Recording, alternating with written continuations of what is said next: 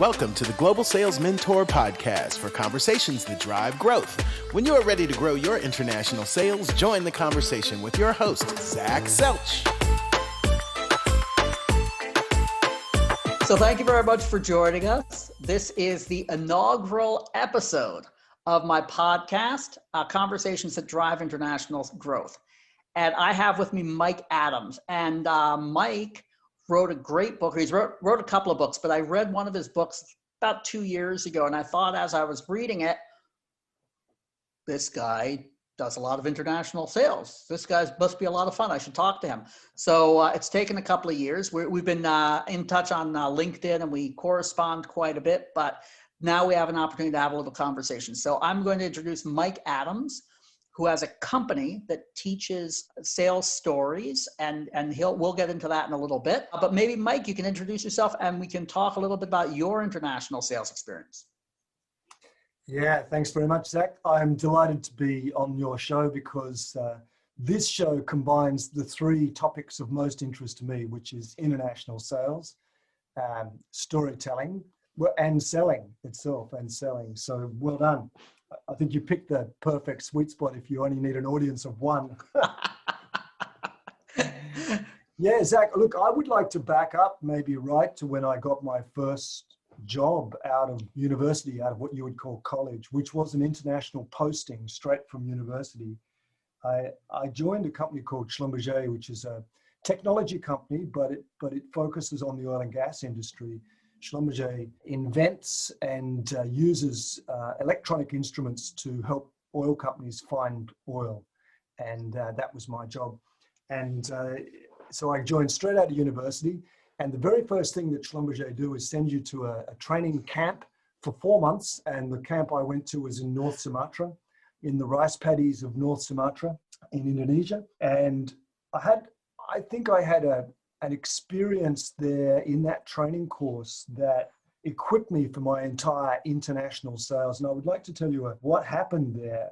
We had something like 18 students from all over the world. Schlumberger is one of the unique companies, certainly back in the 80s when I joined. But even today, it's what I call a transnational company. And what that means So I got to interrupt and ask one quick question. Yeah. So where were you from? You're Australian. Yes, I'm from Australia. Where were you from in Australia? Yes. But where were you from when you grew up? Like, where did you go? Like, when you got shot out to Sumatra, where were you coming from? I grew up in Tasmania, which is an island to the south of Australia. I used to love bushwalking and sailing. And for me, going to Indonesia to go running electronic instruments was just an extension of adventure from my childhood. And you're suddenly surrounded by people from all over the world, right? Which I'm guessing we had two Saudis, 2 Indonesians, 2 Americans, 2 Australians, Malaysian, Venezuelan, French, British, like you name it. We had That's people. wild, yeah. Yeah, wild. And the training course was super intense. It went for 4 months and you did an exam every week. And if you didn't pass the exam, you got kicked out of the school. Yeah. And they had this league table. So they had you got your score, and so and you were compared with everybody. Well, no, we had our colleague. Not every country was double, but there was typically a couple from those countries there. But when you looked at this league table after about 3 weeks, what you noticed was all the people from English-speaking countries at the top, and all the people who had English as a second language at the bottom, right? And it was so intense, this training. It went 6 days a week, and on Sundays, all we would do is just lie exhausted at the bachelor house. That was all guys in those days, right? But these days, of course, Schlumberger hires as many women as it does men. So I was thinking with one of the American guys, actually, who was very adventurous, and he didn't want to work all weekend. He wanted to go and explore Sumatra on the weekend. And we were thinking about this league table, and we're like, well, we would like to stop on Friday night, do our exam early Saturday morning, and go touring Sumatra. So we talked to the guys in the bachelor house, and quite a few of them were struggling. And the reason was English language. Yeah. And so we went to the camp, the training course manager. He was an Indonesian, actually. And we said to him, look, we want to finish up Friday night. We want to have our exam Friday night. And he said, well, that's impossible because, you guys will fail. And we said, well, if we guarantee that everyone passes the exam Will you let us do the exam Friday night? And he said, well, okay, we'll do it for 1 week, because already there were people failing, right? So we just completely changed from solo study to group study. And all the English-speaking guys helped the Saudis, and the Saudis left for a different reason. Schlumberger was paying a fortune for an Australian engineer, but it wasn't enough money for a Saudi engineer. But that's a different story. So anyway, we got them all passing, and the training course manager could see what was happening, and he let us have our weekends off, and we went all over Sumatra. We took a bus to Padang. We went surfing off the west coast of Sumatra. We went riding motorbikes to Lake Toba. It was absolutely brilliant. And we got to really get to know, 16 people from totally different countries, and help them learn to pass, all very bright people, right? All electrical engineers or geologists, or, they all had degrees from good universities, but they didn't speak English. And that was such a brilliant exposure to international business for me, because I realized at that point that people are just people, and there's smart people from everywhere. And once you get to know how they think a little bit, and what they like and what they don't like, you can work with anyone. And I gotta ask, sorry, this triggers a question in my mind.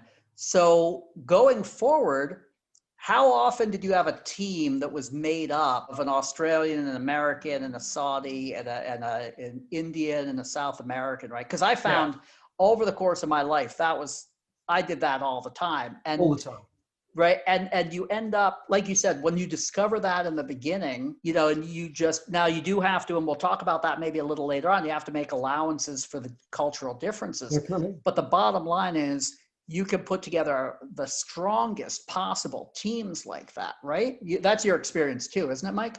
Yeah, look, I would say Schlumberger it's a very advanced company in HR, because they hired people from every country in the world, depending on the number of engineers they might need in that company. So if they think they might need 200 engineers in Indonesia, they'll have 200 Indonesian engineers in the company, but they'll spread them all over the world. So when they need an Indonesian manager, they'll hire an Indonesian manager who's got international experience to come into Indonesia. It's a very forward-thinking company. But the typical situation for me throughout my oil and gas career, which went for 17 years, was people from all over the world in leadership positions, but most of the staff from the country that you're working in. So mostly I would be working out in the field, and I would be the one expatriate, and there would be all Indonesians, and I have to learn to speak Indonesian, I had to learn to speak Russian.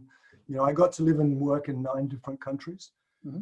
And I have to say, very different living in a country compared to flying in and flying out of a country. And I've done that as well. There's a huge difference when you get to experience what it's like to live, more than a year in a country. The one thing I get the feeling of, because I think you and I had that same experience of being the expat who was in charge of a team of locals.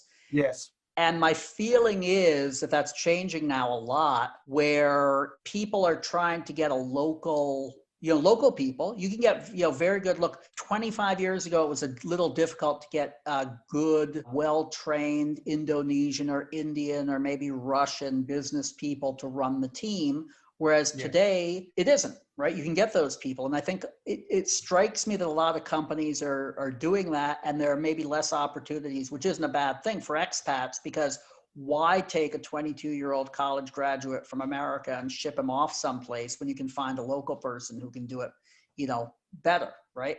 So I think that seems to be a trend I'm noticing. How you agree with that, Mike, or are you seeing that too? Or look, there's absolutely no doubt that international companies are recognizing the huge talent that exists in local countries. And I feel like, we should talk about things like racism and colonialism, maybe even, because to a certain extent back in the 80s, the expatriates, and I worked a lot with American and Dutch, Shell or British oil companies, right? So our clients were not multinational like Schlumberger was. They had all the managers from the US, if it was a US company, and all the staff local. And this was I'm going to call this a sort of a bit of a colonial setup, I get that, There's sort of an assumption there that the guy coming from overseas is the smart one, and the local ones need to be told. Now, that of course, my story right at the beginning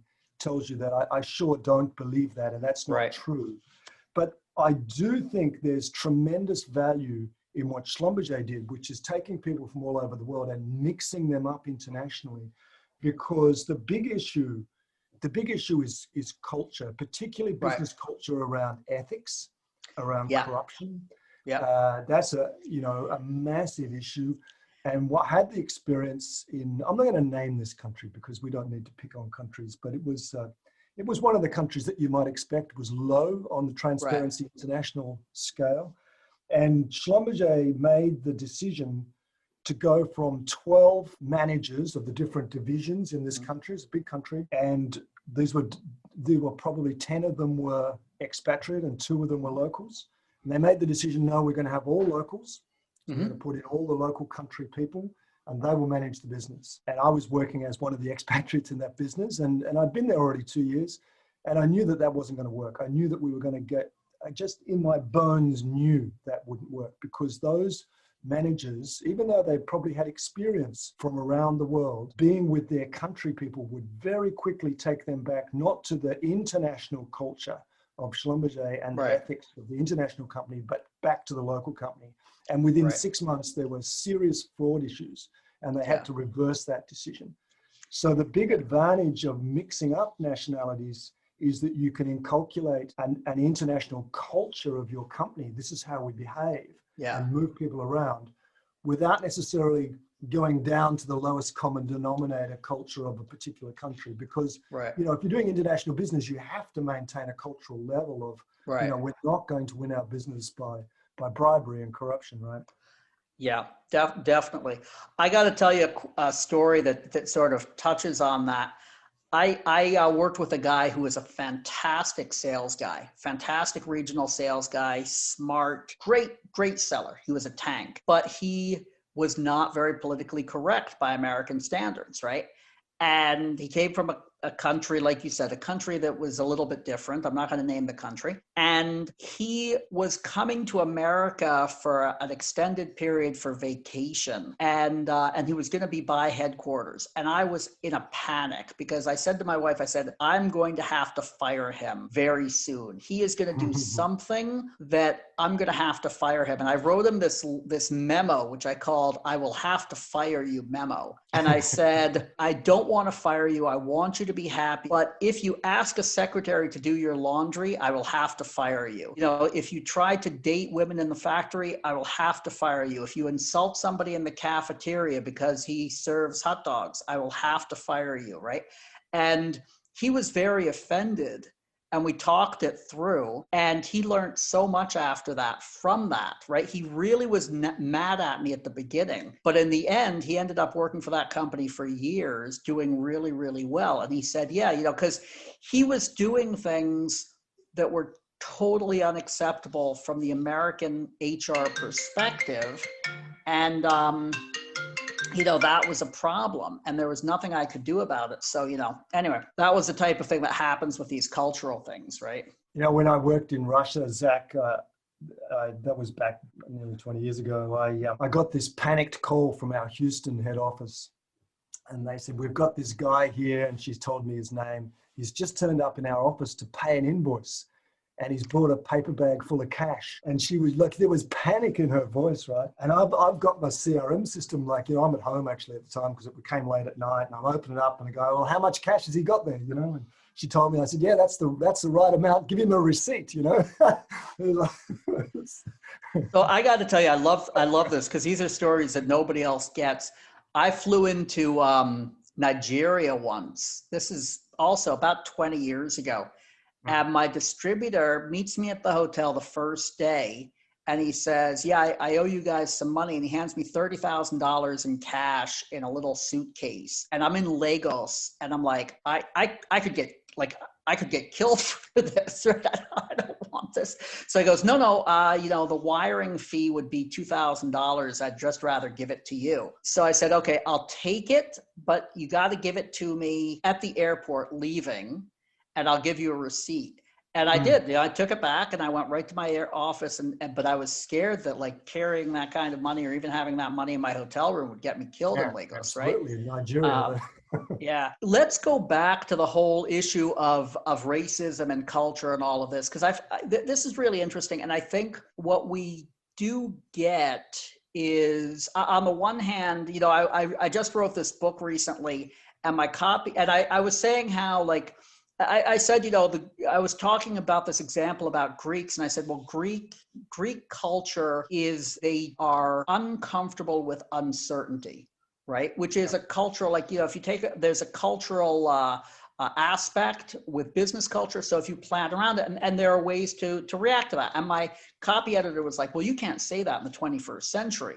And I said, but no, this is, culturally, the Greek culture, this is one of the aspects of Greek business culture. And to do business with them, you should plan around this.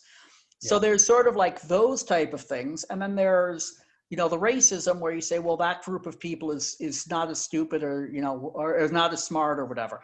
And we have to balance that out. And I think, like you said, you find that when you're dealing with people, I've dealt with some incredibly competent people from all over the world. Very often, much more, you deal with somebody from a small country in Africa that you might not expect it, and you realize he's much more competent than anybody in your headquarters, right? And you get that. But on the other hand, you also have to understand the differences in culture, right? Because there are differences in culture, how people react to time, for instance, right? Some people and that. So do you have any cool stories about that, Mike? Yeah, I do. We're just going to go for 16 more hours on this podcast. It's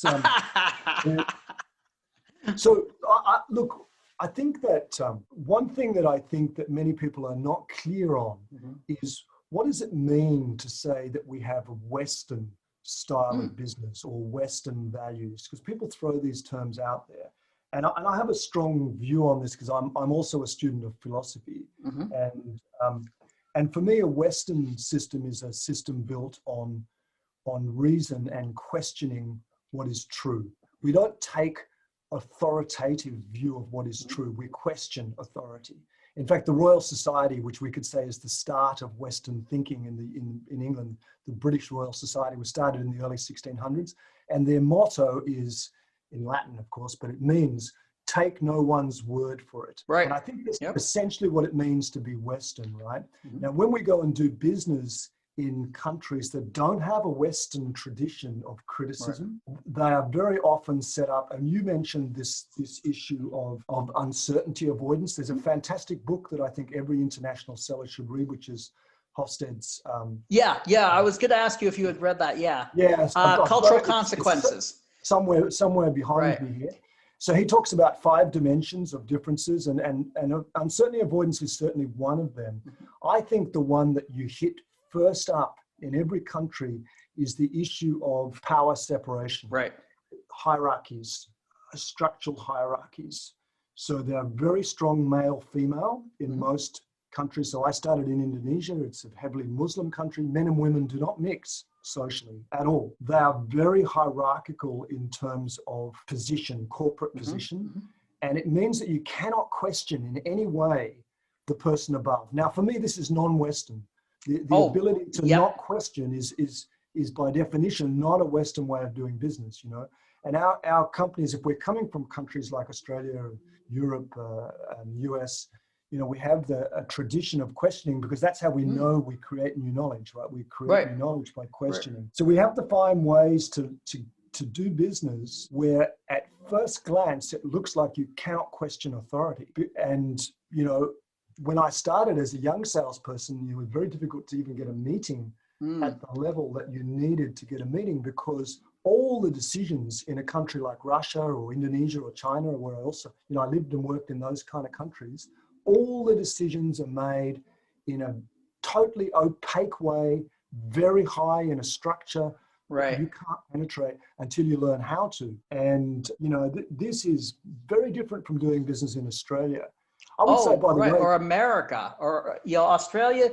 There are differences between Australians and Americans, but in terms of that openness, in terms of that trust, etc., they're very, very similar. Yeah.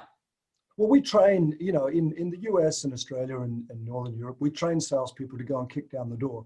And what we mean by that, of course, is get up these hierarchies, countries. Yeah. And what I always say in a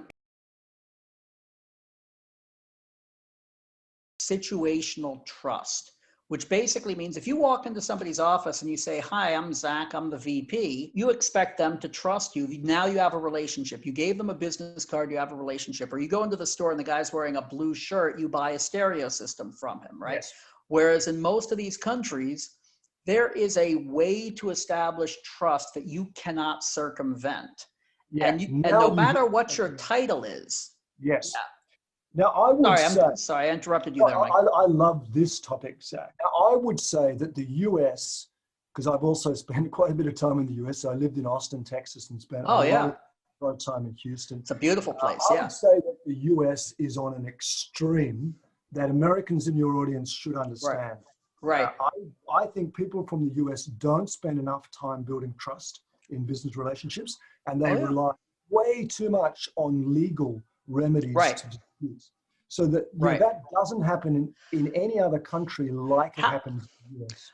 Okay, I'm sorry. You raised the question. How many times have you've seen somebody sue a partner internationally, Mike? Zero. It's never happened. Exactly. Once. I always say to people, you spend 6 months putting together your distributor agreement and negotiating your distributor agreement. I said, are you imagining that you're going to put a lawyer on a plane to Jakarta to sue somebody? You never can win that. No. Right. So why not just put together an agreement that covers the bare minimums and says, this is how we're going to separate. If we don't like each other, if we're not doing business, we're separating. But you're never going to sue somebody, right? In 30 years, I have never seen an American or any company put somebody on a plane to a different country to sue somebody, right? Anyway, sorry. The contract doesn't even come out of the bloody drawer, right? I mean, we don't even look at the contract because we don't solve problems by going to the contract. Exactly. So a crucial thing to understand in international business. Your protection is not your contract. Your protection is your relationship. Now, sorry, go ahead. Zach. Oh, I'm sorry, Mike. I'm just having so much fun with you. You know Marcus Causi, right? Yes, I know Marcus well, yes. So he interviewed me once for his podcast, and I said, there's only one way out of my network. It's in a box, right? Because the people I'm dealing with, I have people I've been dealing with for 30 years, and I might not do business with them through that time, but I can go back to them and call them because if you're in international sales and somebody can say, hey, Zach screwed me over 16 years ago, you're done, right? People have to be able to trust you, and people have to know that because it's all about trust. It isn't going to reach the lawyer, right? It's going to be, people are going to be talking about you in some bar in Dusseldorf or some coffee shop in Riyadh, and boom, you're out of business, right? This is so true, Zach. And I also like to make a little comment here, just for the benefit of your listeners. You and I generalizing.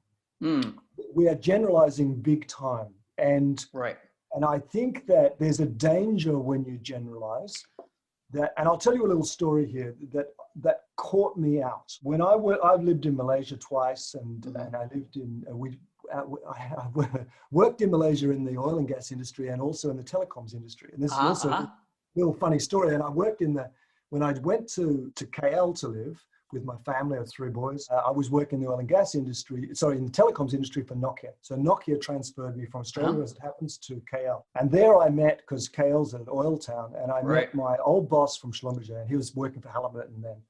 And I met him like in the first week, just when I turned up. I happened to run into him in the coffee shop at the bottom of the Tower 2. Yeah.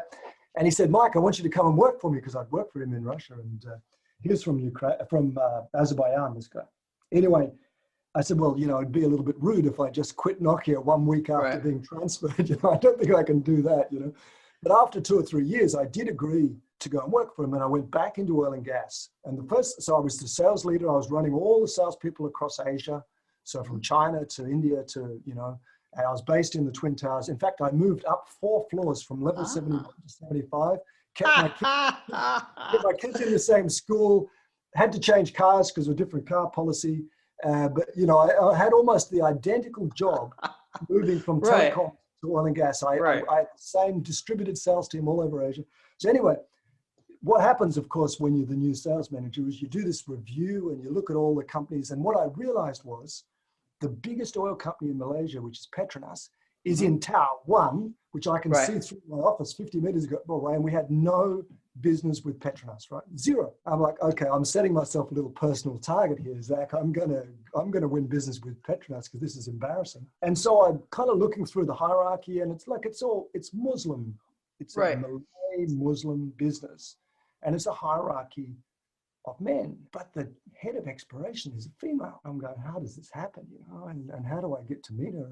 And because you can't really meet Muslim women one-on-one, right? Right. But I got to meet her in a couple of meetings. We were trying hard, and I asked her, could we have a coffee? And I was really surprised because she said yes. And so we went down and we had a coffee in one of the coffee shops in the basement of the Twin Towers. And I nearly blew that meeting. I nearly blew it. I was so scared. First, I was scared that she wasn't chaperoned, and we were meeting kind of one-on-one, and we're sort of out in public.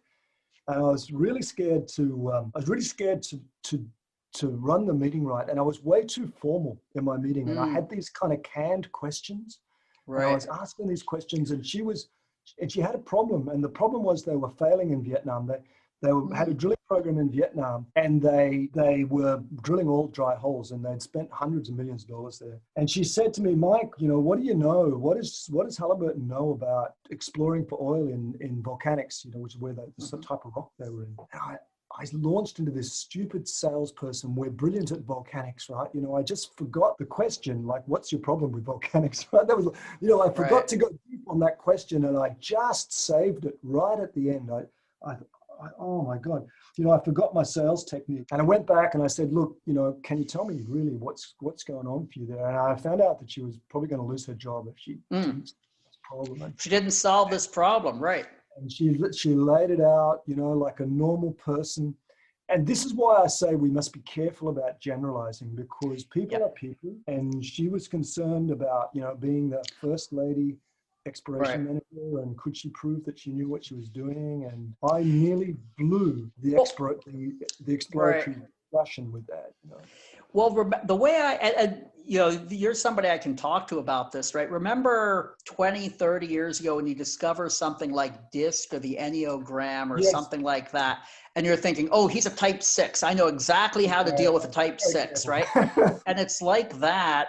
You could say, well, okay, I'm dealing with a Greek, do you go back to the Greek example? I'm dealing with a 50-year-old Greek man. I know what he's going to be like. And then you realize, okay, this guy actually grew up in Texas and only moved to as an adult, and he's totally different. Or for some other reason, he doesn't fit, but it gives you a framework to start, and that's how that's the way I look at it, is you're trying to use all the information you possibly can. And I think if you take Hofstadter's book is great. There's another one by a woman named Erin called, I don't remember the name of it, but she also does it. It's a similar book with slightly different parameters on culture.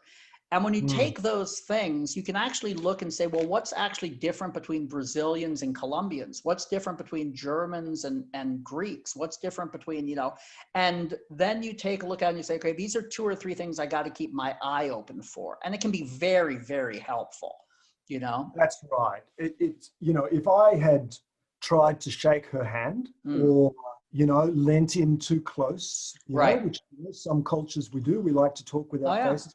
Right. This would have been an absolute cultural faux pas. So I knew enough not to do that.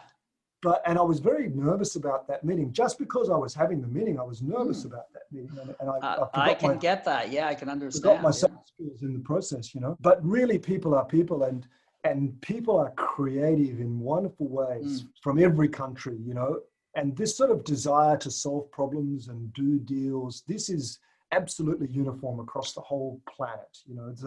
People want to make creative deals. They want to do business. They have problems, and they need help solving those problems, right? That's what salespeople do, right?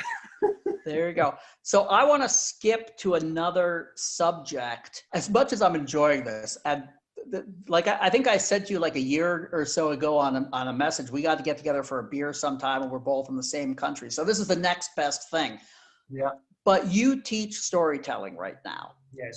And so one thing that I've found, because, and I don't know if this is how you got into it, but what I found was I was selling very technically difficult products. And in a lot of places, the sales force were very technical people, engineers, and helping teach them to tell stories, because they would come in and they'd say, yes, we make this out of 20 gauge steel and it's the best possible.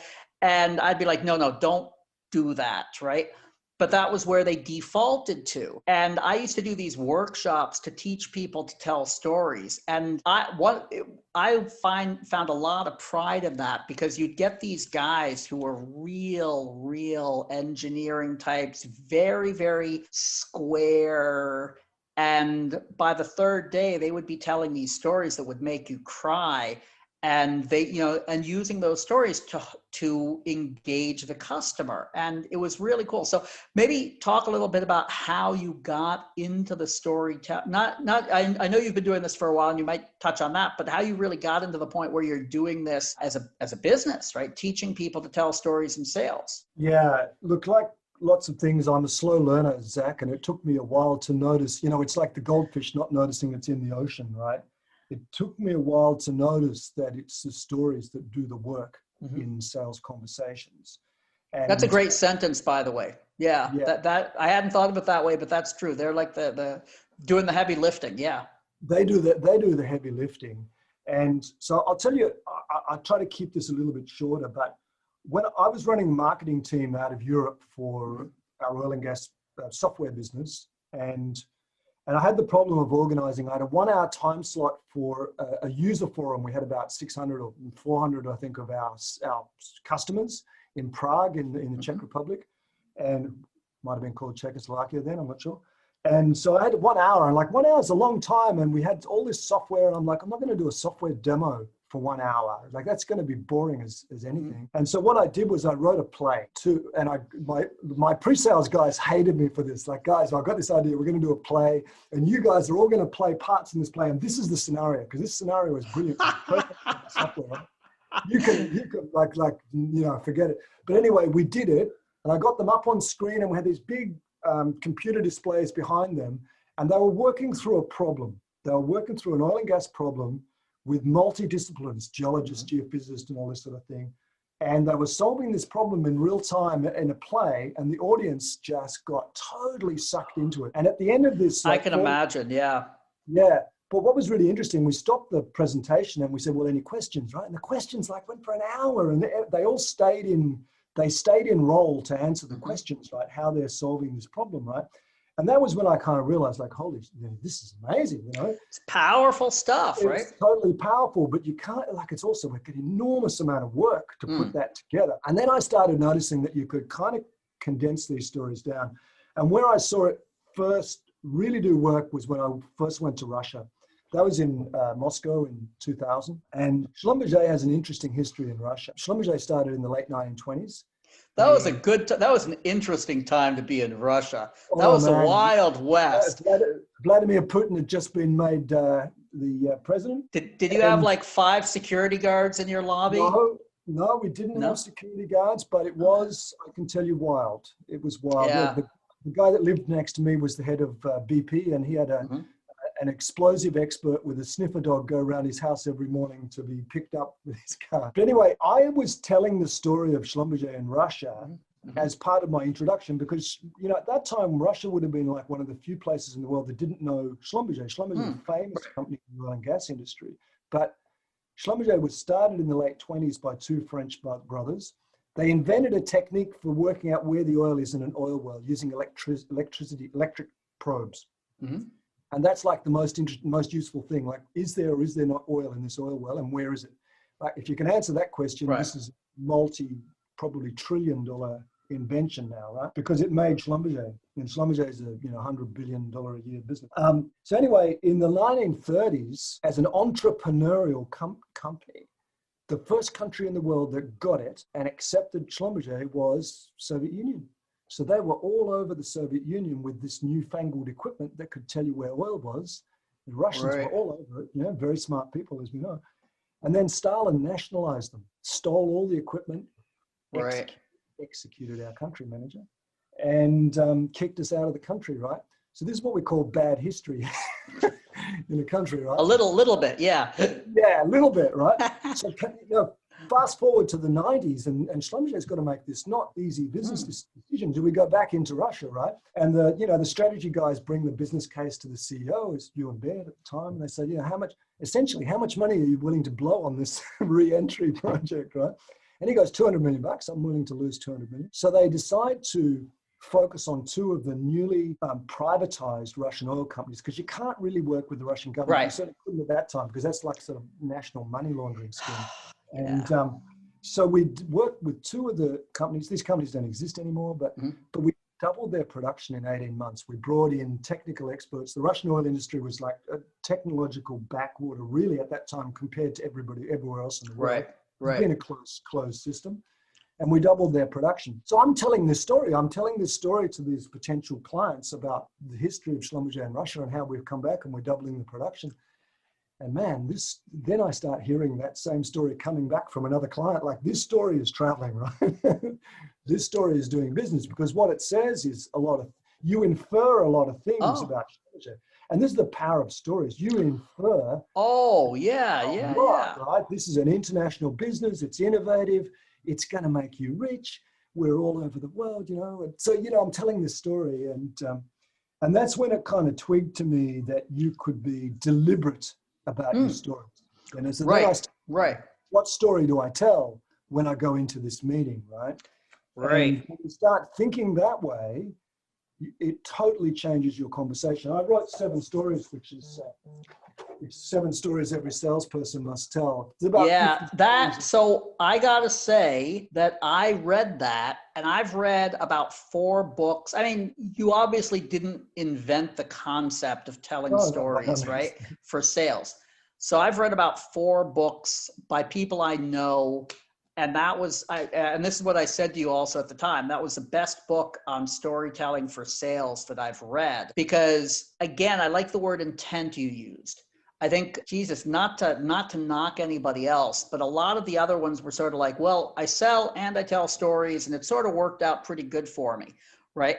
But it's all about the intent of building that story to... So the way I like to say, and I always say, look, the stories are like the vessels, the trucks that are carrying, you have a piece of messaging that you want to deliver to the customer, right? You can trust me because this company is giant, and you can trust our company, right? But I can't just say that to them. I put it on a story and I deliver it, right? Our product is reliable, sure, but I want to tell a story about that, right? And deliver it, right? Et cetera, That's it. And that's what I got from your book, is the intent. That's exactly right. And, sitting behind me, most of your people are going to be listening. Behind me, and you can see on the video, is a great big bookshelf of sales training books, mostly. Right. Now, those books, sales training books, we teach sales training completely wrong, in my opinion. We have forever focused on question, answer. And look, if you're working in the US, and we already said, look, the US is the sort of transactional end of, we're going to do a deal. Right. So answer this question. Tell me, is this your situation? Yes, no. What's your challenge? Yes, no. You need this. Here's the solution, right? So question, answer can work in your fast pace, we'll sue you if it doesn't work out, United States business model. Question answer does not work anywhere else in the world, because they are not answering your questions until they trust you. And that's the thing. You go into Nigeria to the Minister of Health and you say, so tell me, what's the biggest failures with your budget next year?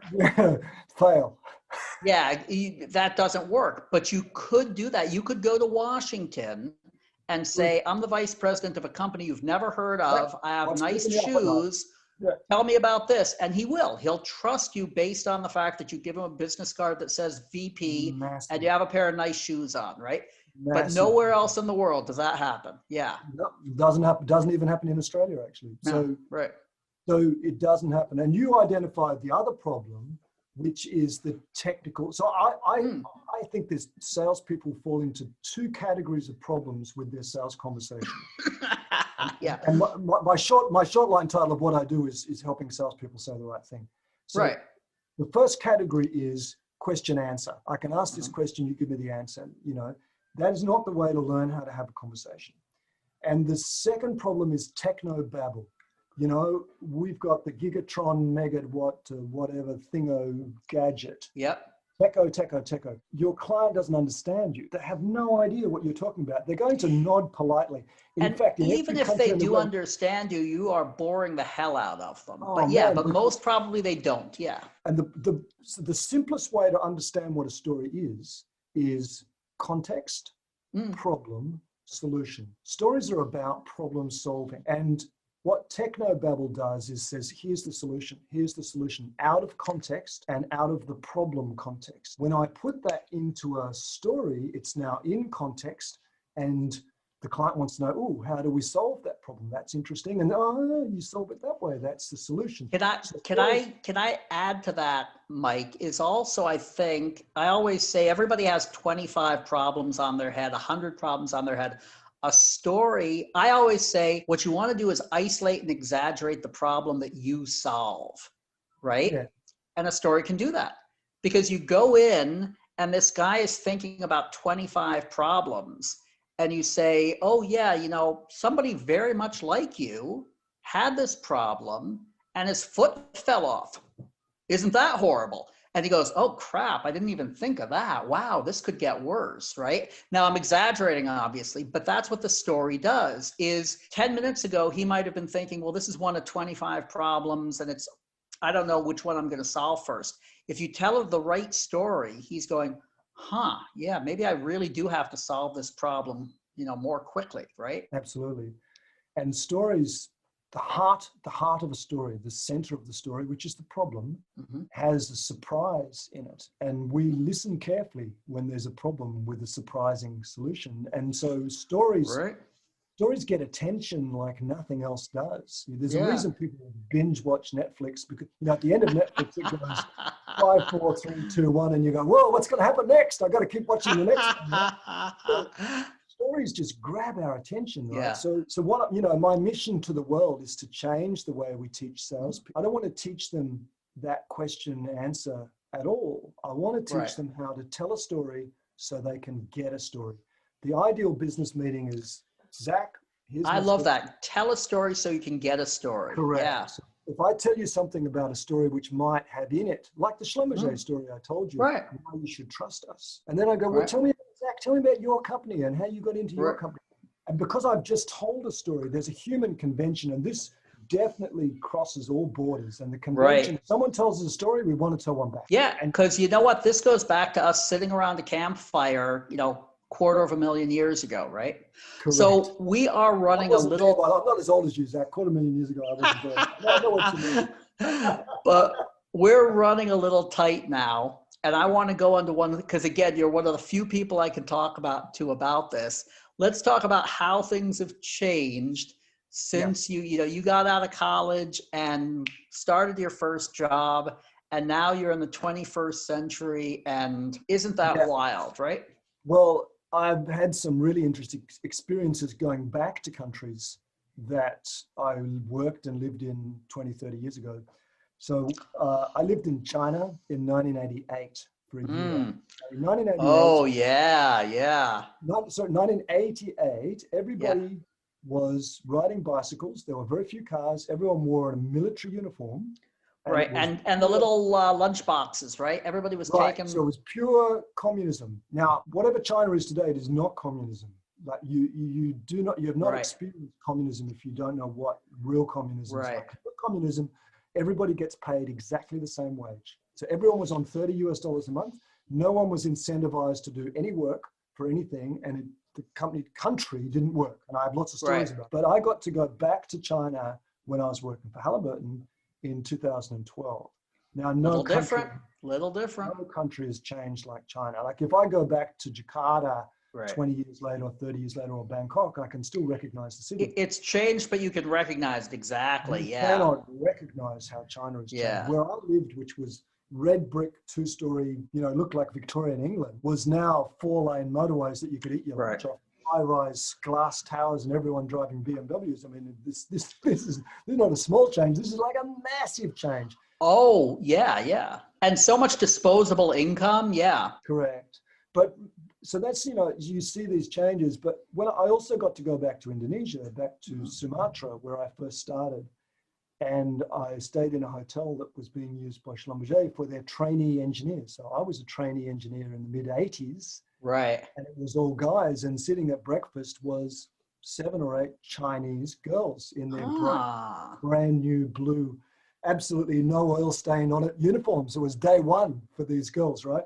So, that's an industry that's, it's just changed out of sight. And we talked a little bit about, what is Western thinking, and Western thinking is being able to criticize. The definition of Western thinking is a tradition of criticism. You're able to criticize. And, these are people learning that you can criticize. And this is my hope for the world, actually, is that every culture can get the benefit of being able to criticize. And you can't criticize in lots of cultures. So, it's changed out of sight, but a lot of things don't change. These hierarchies, these status hierarchies, who's really in charge and who makes decisions, decision-making hierarchies, I don't think they've changed that much, to be honest. Did you ever work in India, Mike? I've worked in India across 2 industries, so telecoms and oil and gas, but I never lived in India. I've probably spent cumulative months there. I've been in far northeast Assam and various parts of India. So I was going to say the caste system. So I went to India first a little bit more than 25 years ago. And the caste system has changed quite. First of all, there's a lot more money. Now, it hasn't changed as much as China, but you do see a big change in the caste system and how people relate to that. And there are more people whose grandfather was, a street cleaner or, something simple in higher positions now, which, so I like to think there is some change going on with that and it's really developing. But it's hard to break some of those patterns, right? Yeah, India has, I will be open about this, Zach. India has a serious issue with management and leadership. And it's historically based. It's historically based that these hierarchies of status are entrenched at multiple levels. So they're entrenched from the caste system, which whilst it's now illegal in India, is everybody knows what caste they came from. And it's not an accident that it's Brahmin caste at the top of most businesses. Still, it's also very strongly affected by what religion you come from. And you can tell what religion people are from by just their name and looking at them. And that's and you can tell an Indian can tell their religion, their caste, a lot of things just from somebody's name and looking at somebody else. And there's also skin color, right? There's a lot of what we would consider racism in America based on skin tone. Yeah. Yes. So you get a lot of really poor management. I'll give you an example of really poor management and it is changing. But I went to meet one of the head of, this is in oil and gas, but I went to meet a very senior manager for one of the big conglomerate Indian companies. And you could probably... I know what you mean. Yep. You know these companies. And this was a fancy office south of Mumbai, beautiful glass steel, modern office, right? And I met so if it was in South Mumbai, I know who you're talking about, but Well, okay, but it's anyway. Sorry. So I met this guy and we had a great conversation, him, me, and my local Indian country manager. We talked for about an hour and he said, Mike, it's great that you're here. We don't often get, people with your knowledge. We're talking quite technically, actually. Would you mind giving a little presentation to our technical team here? We've got about 40 highly technical people, geologists, geophysicists, this kind of people. And I said, yeah, sure. No problem at all. He said, good. And he stood up and he opened this door beside his office, and in the door next to us, and had been for the previous hour, was his entire technical team waiting to give a presentation. I thought, oh my God. And the first question I asked is, how long you guys been waiting for? 60 minutes. So this is an example of terrible. Oh yeah. And it's, back to this, I'm in charge and you guys are just going to wait there, right? And Yep. you know, I know. Yep. Definitely. Definitely. Well, this has been a blast, Mike. I could go on forever, but eventually people will just tune out because they'll get a little tired of this. But I'm having a lot of fun. I really, really appreciate your coming on to talk to me. maybe we And should just summarize just quickly. Yeah. oh, please do. Yeah. I would love to summarize. You know, we've talked about generalizations. The world's changing quickly. Use the generalizations as a little framework to try to orient yourself. But people are people. You know, remember my Muslim lady story. You know, people. Yep, that's a great story, and I think that's really a very, very powerful message because you're all, you know.